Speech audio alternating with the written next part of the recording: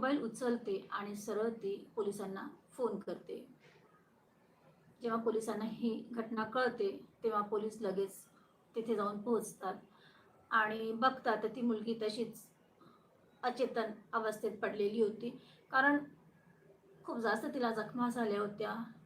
तिची अवस्था खूप नाजूक होती. पोलिसांनी तिला तातडीने डॉक्टर बाबासाहेब आंबेडकर जे हॉस्पिटल आहे तिथे शिफ्ट केलं. तिथे डॉक्टरने जेव्हा तिला पाहिलं तेव्हा डॉक्टरांनी तिला असं म्हटलेलं की तुम्हाला तर ॲडमिटच व्हावं लागेल. पण ती म्हणाली, साहेब मी ॲडमिट नाही होऊ शकत. कारण घरी माझा नवरा, माझ्या 3 मुली आहेत छोट्या-छोट्या, त्यांचं कोण करेल? कमवणारी तर मी एकटीच आहे.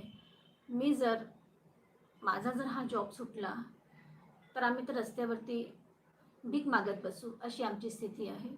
त्यामुळे काहीही झालं तरी मी ॲडमिट तर नाही होऊ शकत. पोलिसांनी पण तिला समजवलं